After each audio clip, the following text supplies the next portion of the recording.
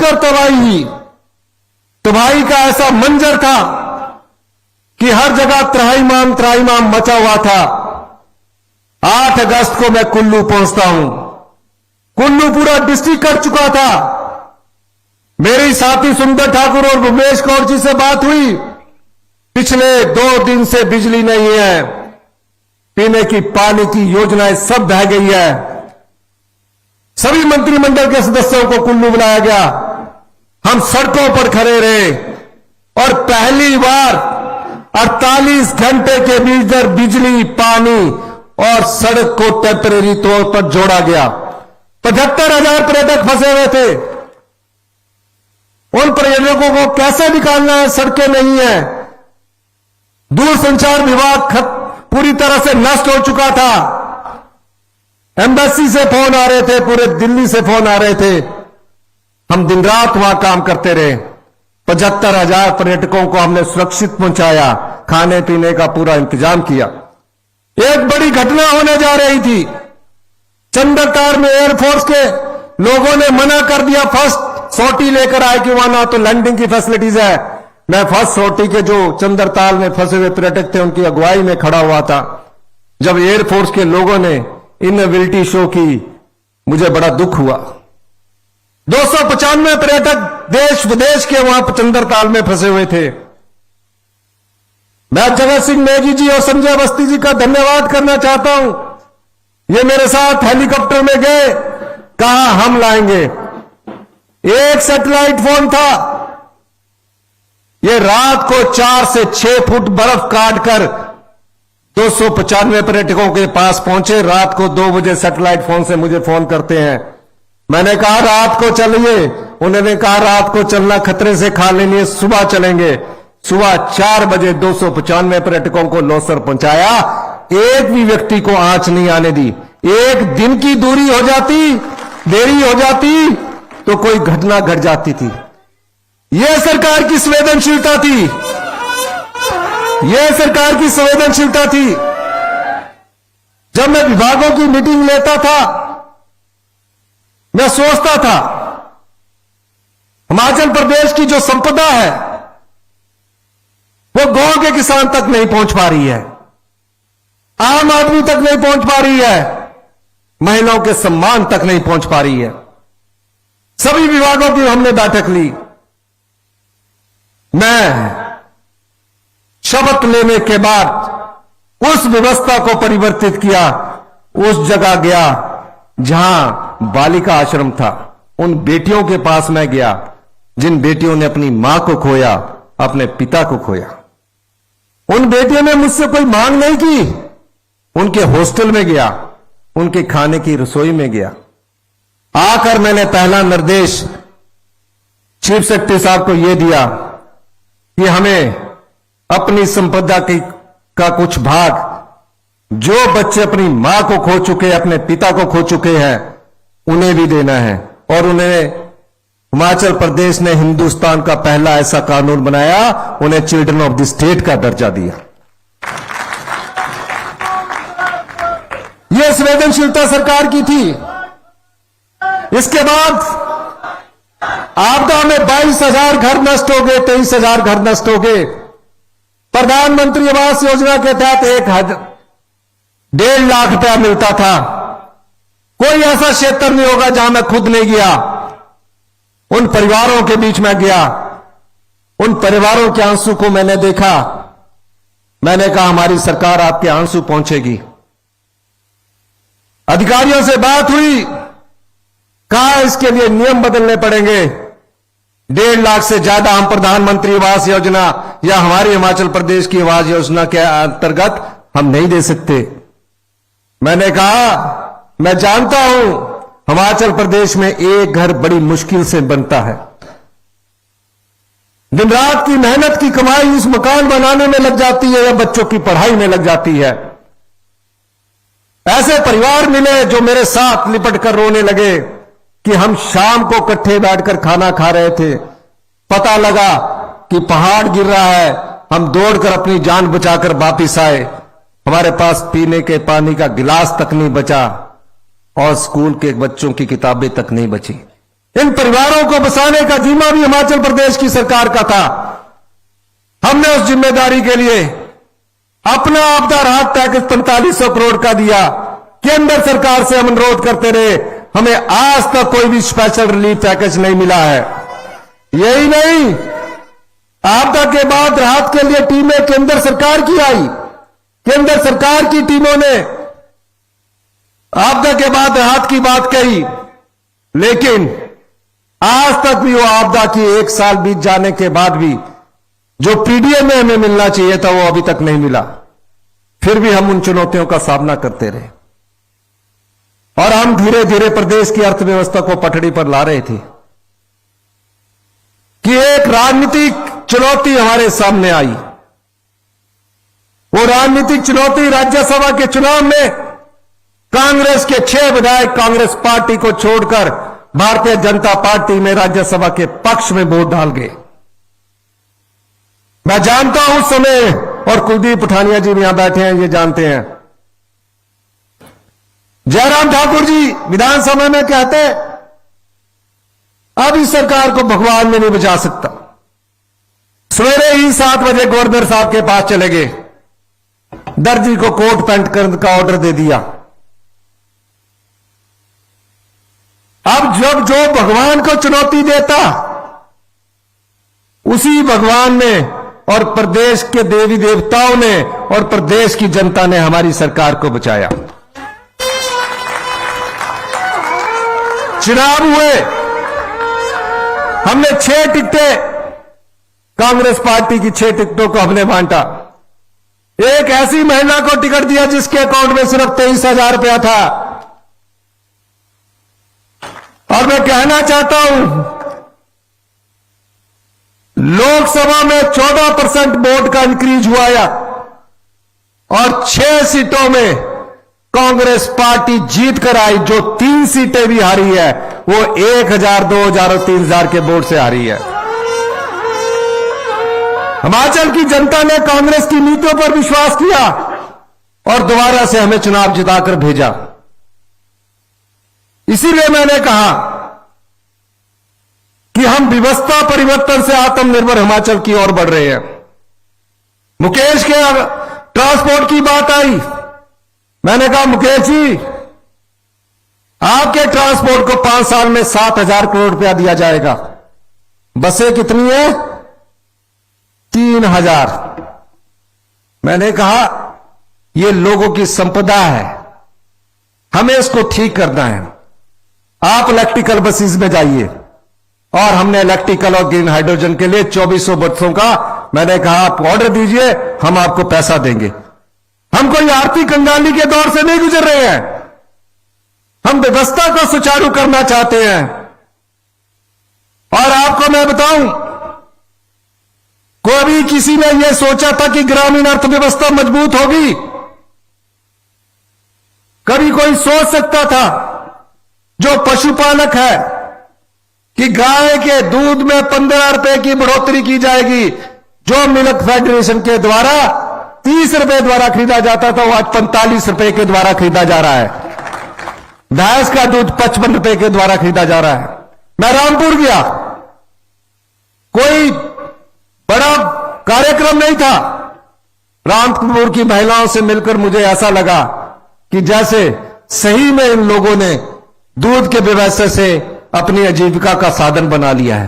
रोडू गया, कहा कि यहां 20,000 की 5,000 की क्षमता, 20,000 की क्षमता कीजिए।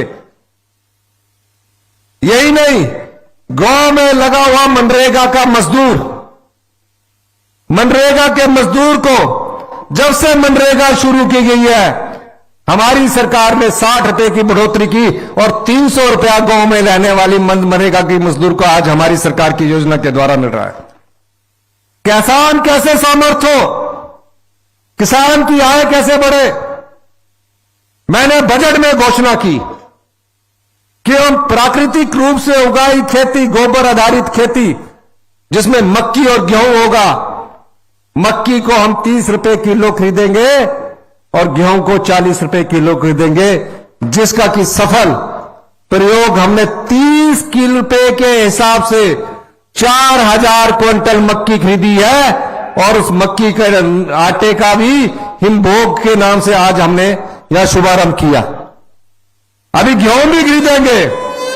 जब गेहूं एक 40 रुपए किलो के हिसाब से खरीदी जाएगी तो सेब और गेहूं का मूल्य एक होगा। गांव के किसान के हाथ में हमारी पैसा आएगा। कौन सा ऐसा विभाग है जहां व्यवस्था परिवर्तन नहीं हो रहा है? मैं जयराम ठाकुर जी से कहना चाहता हूं, जयराम ठाकुर जी, आपने 5 साल में हिमाचल की जनता को क्या दिया? पुलिस भर्ती पेपर लीक होता गया, आप आंखें बंद करके सोए रहे। सबॉर्डिनेशन सिलेक्शन बोर्ड में नौकरियां बिकती रही, युवाओं के साथ धोखा होता रहा, आप आंख बंद करके सोते रहे। कोरोना काल में पीपी का घोटाला हुआ, पीपी किट का घोटाला हुआ, आपने डायरेक्टर हटा दिया, मंत्री हटा दिया, आप आंख बंद करके सोते रहे। उद्योग विभाग की हजारों बीघा जगह 1 मीटर के हिसाब से आपने बेच दी, नाम दिया कस्टमाइज पैकेज। मैं उन सब बातों से आपसे पूछना चाहता हूं कि आप उन भ्रष्टाचार के चोर दरवाजों को आपने क्यों नहीं बंद किया जहां से आप जनता की संपदा को लुटा रहे हैं?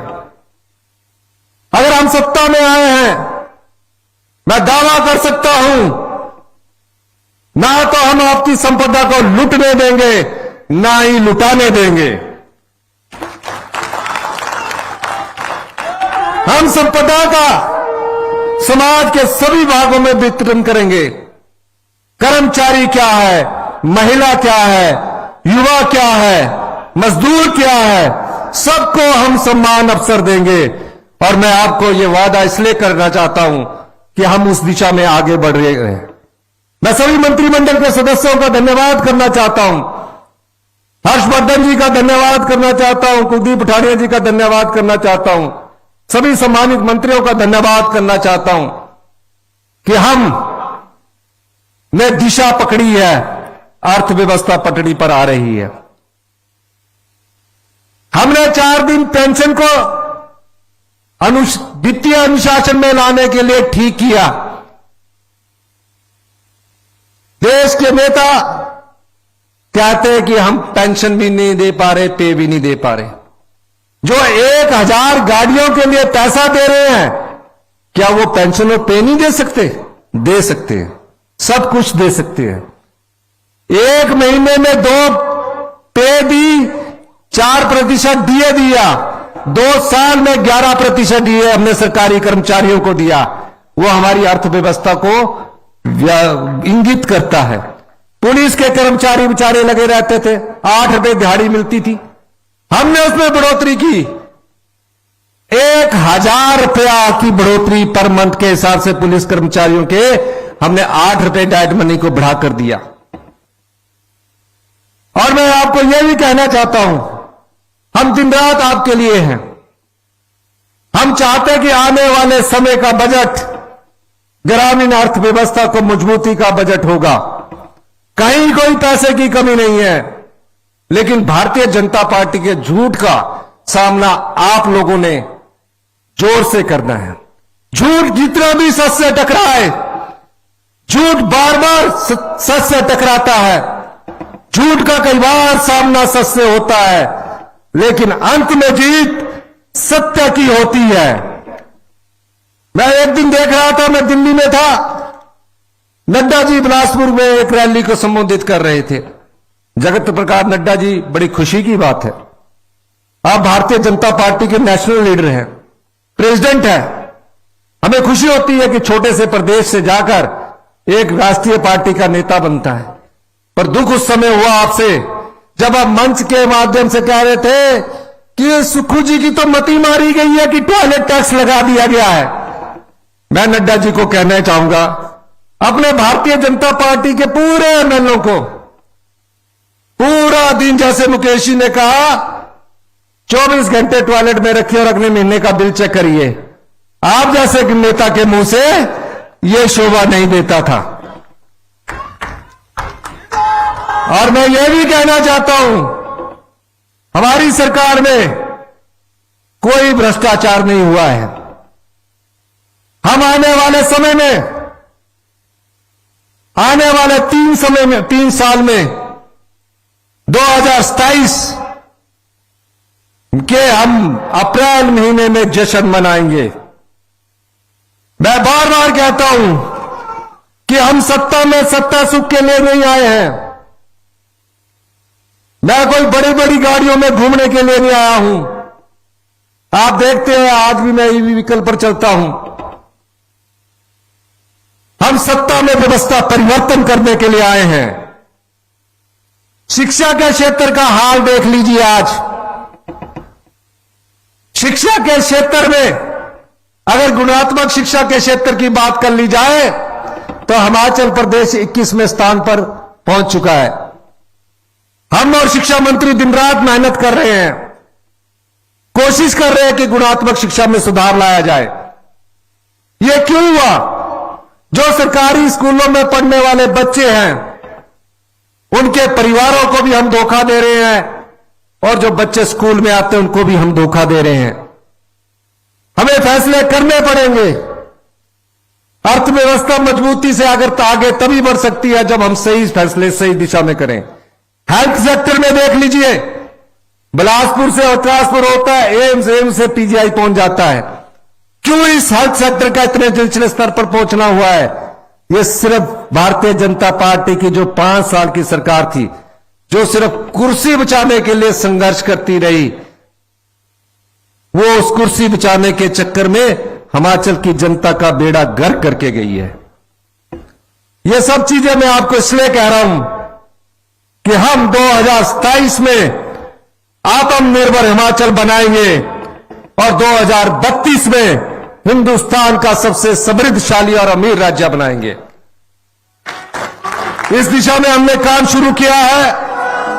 मैं जानता हूं और मैं ये भी जानता हूं कि केंद्र सरकार हमारे से किस तरह का स्तेला व्यवहार कर रही है।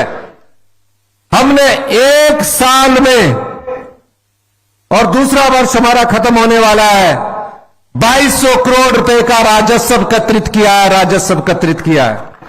कैसे एकत्रित किया है? एक उदाहरण देना चाहता हूं। शराब के ठेकों की नीलामी पिछले 4 साल से नहीं हुई। 1 साल में अगर शराब के ठेकों की नीलामी से 1500 करोड़ रुपया आता था, भारतीय जनता पार्टी की सरकार ने आकर उसको 10% पर रिन्यू कर दिया, और 4 साल में अगर 10% के ऊपर रिन्यू होकर 1500 करोड़ का अगर कैलकुलेशन कर ली जाए तो 600 करोड़ रुपया हुआ। 4 साल में भारतीय जनता पार्टी ने 600 करोड़ रुपया का राजस्व एकत्रित किया। हमने एक ही वर्ष में ऑक्शन करके 600 करोड़ रुपए से ज्यादा का रेवेन्यू किया। यह उस जनता के चोर दरवाजे को हमने बंद किया जिस संपदा को लुटा दिया जाता था। हमने एक ही में 600 करोड़ रुपए का राजस्व एकत्र किया है। अभी और बदलाव होंगे और फैसले होंगे। फैसलों में चर्चा होती है, वाद विवाद होता है, लेकिन अगर समाज के और हिमाचल के हित में फैसले लेने अगर मुझे पड़ेंगे, जिसमें किसान का फायदा हो रहा होगा, जिसमें आम जनता का फायदा हो रहा होगा, जिसमें महिलाओं के सम्मान का फायदा हो रहा होगा, उन फैसलों को लेने से हम पीछे नहीं हटेंगे। मैं यह भी कह देना चाहता हूं कि भारतीय जनता पार्टी जो कुछ कह ले, जो कुछ पिछले 4 महीने से मेरे पर आक्षेप लगा रहे हैं, तरह तरह की बातें कर रहे हैं, ईडी का प्रयोग कर रहे हैं, करिए। हमारे जीवन में ऐसी कोई बात नहीं 40 साल से राजनीतिक जीवन में है, और मैं दावे के साथ कह सकता हूं कि भारतीय जनता पार्टी जो 5 गुटों में बटी हुई है, और एक नए सलाहकार उनके मिले हैं जो कांग्रेस पार्टी में भी सलाहकार हुआ करते थे। आजकल नड्डा जी को उन्होंने चापलूस करके जेब में डाल रखा है, और राज्यसभा का भी चुनाव हर्ष महाजन जी जीत कर गए हैं। कहीं यह ना हो कि बीजेपी 28 से घटकर 20 रह जाए और हम 40 से बढ़कर 48 हो जाए। इसमें कोई दो राय नहीं है। और जब ये सरकार गिराने की कोशिश कर रहे थे, हमारे साथ उस समय भी हम कुछ विधायक संपर्क में थे। अब तो जब यहां की भारतीय जनता पार्टी का कांग्रेसीकरण हो गया है, जो गंध था वो चला गया 6, अच्छा हुआ। वो पार्टी का जो उनका हाल चल रहा है, तो 5 गुटों की पार्टी हर जगह अपनी रैली कर रही है। नाहन में बिंदल जी लगे हैं, मंडी में जयराम जी लगे हैं और अनुराग ठाकुर जी लगे हैं। एक जो कांग्रेस बीजेपी है वो अलग लगी है, एक नड्डा जी लगे हैं। ये कुछ सरकार के खिलाफ आंदोलन नहीं कर रहे। ये क्या कर रहे हैं? ये अपनी अपनी कुर्सी बचाने के लिए आंदोलन कर रहे हैं। अपनी अपनी कुर्सी बचाने के लिए ये आंदोलन कर रहे हैं। जनता की कोई सुध नहीं। अगर जनता की इनको सुध होती तो चुनाव से पहले जो 5,000 करोड़ रुपए की रेवड़ियां इन्होंने बांटी, जनता इनके साथ खड़ी होती। हमने जो फैसले लिए वो उससे आम आदमी को कोई फर्क नहीं पड़ेगा, गरीब आदमी को कोई फर्क नहीं पड़ेगा। लेकिन जो इनकम टैक्स देता है, जिसकी आय करोड़ों रुपया है, ऐसे उद्योग जो हजार करोड़ का इनकम टैक्स देते हैं, उनको बिजली सब्सिडी की किस बात की जरूरत है? अदानी को किस बिजली सब्सिडी की जरूरत है कि 1 रुपए प्रति यूनिट के हिसाब से हम उसे बिजली सब्सिडी दे? व्हाइट फ्लावर होटल को किस प्रकार की सब्सिडी की जरूरत है? ये दोनों केस में हमने जीते हैं।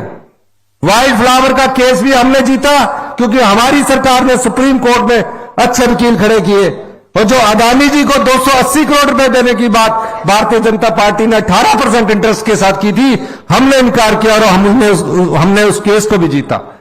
तो हमारी सरकार आप लोगों के सहयोग से भविष्य में और आप लोगों के लिए नीतियां लेकर आ रही है। आज राजीव गांधी ई टैक्सी योजना का शुरुआत किया। क्या है ये ई टैक्सी योजना? एक युवा अगर अपनी गाड़ी चलाएगा तो जिंदगी भर बैंक के लोन से किस्तें ही भरता रह जाता है। हमने कहा इलेक्ट्रिकल व्हीकल रहेगा, हम उसको 10 लाख में 5 लाख की सब्सिडी देंगे और 50,000 रुपया सरकार से हर महीने जो सरकार में विभाग में गाड़ी लगी है वहां से देंगे। आज 5 लाख से लेकर 12.5 लाख की अनुदान इन राजीव गांधी ई टैक्सी योजना वालों को हम दे रहे हैं। 23,000 विधवा महिलाओं के बच्चों को 27 साल की उम्र तक, अगर वो डॉक्टर की पढ़ाई कर रही है, 1.5 लाख रुपया, 75,000 रुपया हॉस्टल की फीस का भी हमारी सरकार उनको देगी। ये योजनाएं आत्मनिर्भर हिमाचल की ओर इंगित करती है। मैं इस मंच के माध्यम से आपसे सिर्फ इतना कहना चाहता हूं कि भारतीय जनता पार्टी बार बार कहती है 25,000 करोड़ का कर्ज ले लिया। हमने 25,000 करोड़ का कर्ज नहीं लिया, हमने 28,000 करोड़ रुपए का कर्ज लिया है। उस कर्ज का मैं आपको हिसाब बताना चाहता हूं। 1971 से जो हम कर्ज ले रहे थे उसका ब्याज 11,880 करोड़ रुपया, 11,288 करोड़ रुपया हमने वापिस किया। 7,800 करोड़ रुपया हमने प्रिंसिपल अमाउंट का वापिस किया। हमारे सिर्फ विकास के लिए 2 साल में सिर्फ 9,000 करोड़ रुपए का ही कर्ज लिया है। बात बार बार करते, इंटरेस्ट कुछ नहीं दिया। लेकिन आप देखिए ये जो हम योजनाएं ला रहे हैं, और भी योजना आपके लिए लेकर आएंगे।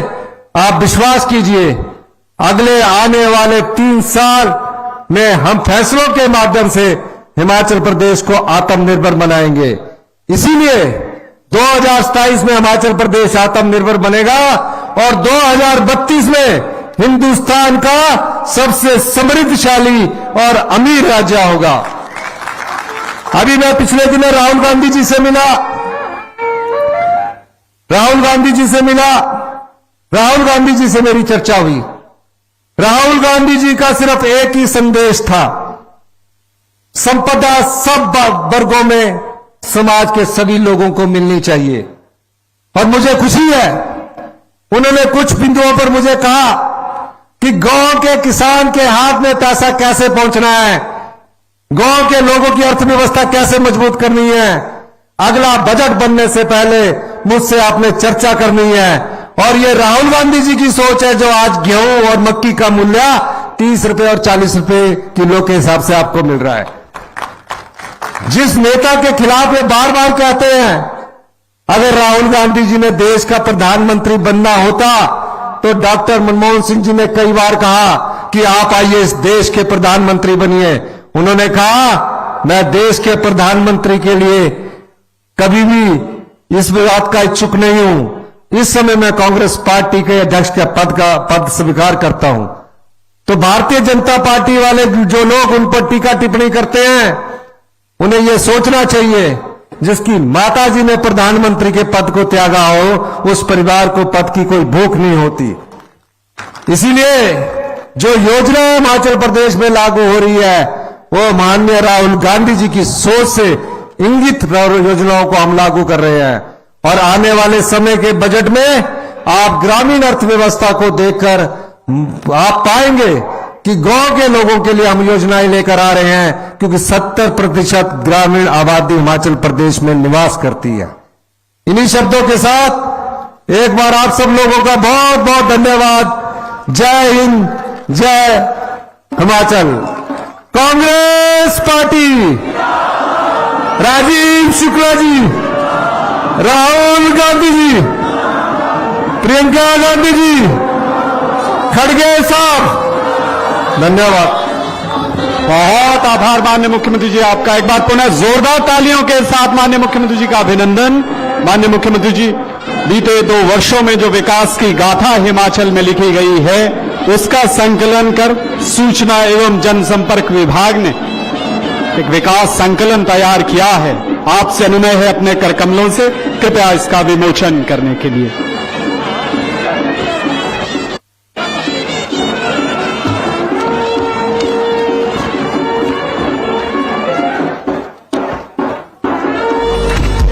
जीवन के संघर्षमयी यात्रा के अलग अलग पड़ावों से गुजरते हुए, नित नए अनुभवों से सीखते हुए, गैर राजनीतिक और साधारण परिवार में जन्मे ठाकुर सुखविंदर सिंह सुक्खू मुख्यमंत्री के पद पर पहुंचे। सेवा भाव की सोच से जब 11 दिसंबर 2022 को ठाकुर सुखविंदर सिंह सुक्खू ने प्रदेश के कर्मचारी महासंघ एवं हिमाचल राज्य की परीक्षा लेने के लिए अनेक चुनौतियां सामने खड़ी थी। पूर्व सरकार के वित्तीय माननीय मुख्यमंत्री जी, 75,000 बीते 2 सालों में जो परिवर्तन हम सबके जीवन में आए, प्रदेश की विकास की गाथा का संकलन कर पटरी पर लाने के लिए सूचना एवं जनसंपर्क विभाग ने एक विकास गाथा तैयार की है। आपसे निवेदन है कृपया अपने करकमलों से अपने उस संकलन का विमोचन करने के लिए 30,000 कर्मचारियों को ओपीएस का तोहफा देकर उनके भविष्य। माननीय मुख्यमंत्री जी, जैसा हमेशा आपका दल रहता है, डिजिटल सेवाओं, बुलंद हौसले, सूचना एवं जनसंपर्क विभाग की ये जन कल्याण योजना द्वारा तैयार ये विकास संकलन विभाग की वेबसाइट पर उपलब्ध है और करुणामय व्यक्तित्व की गवाही दे रही है। हिमाचल समृद्धि के पथ पर आगे बढ़ ही रहा था कि प्राकृतिक आपदा ने प्रदेश में हाहाकार मचा दिया। हर ओर लोगों के चेहरों पर दुख और चिंता की लकीरें थी। ठाकुर सुखविंदर सिंह सुक्खू ने परिवार का मुखिया बन लोगों के दुख दर्द को बांटा। मुख्यमंत्री और उनके मंत्रिमंडल के सदस्यों ने ग्राउंड जीरो पर जाकर स्वयं राहत और बचाव कार्यों का मोर्चा संभाला। प्रदेश को इस आपदा से लगभग 10,000 करोड़ रुपए का नुकसान हुआ था।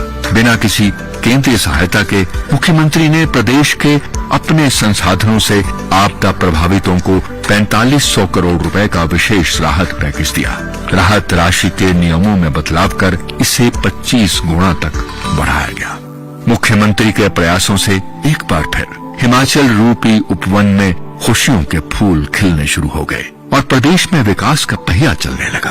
भारतीय संविधान और लोकतांत्रिक मूल्यों को अपनाकर जहां मुख्यमंत्री जनहितैषी योजनाओं की परिकल्पना तैयार कर ही रहे थे, वहीं प्रदेश में उनके विरुद्ध षड्यंत्र का मकर जाल बुना जा रहा था। मात्र 14 महीनों में हिमाचल प्रदेश में लोकतांत्रिक तरीके से चुनी गई सरकार को लोकतंत्र विरोधी ताकतों ने अस्थिर करने का प्रयास किया। इन ताकतों ने मीडिया में ये झूठी खबर फैला दी कि मुख्यमंत्री ने इस्तीफा दे दिया है, परंतु ठाकुर सुखविंदर सिंह सुक्खू मोर्चे पर डटे रहे और अपने फौलादी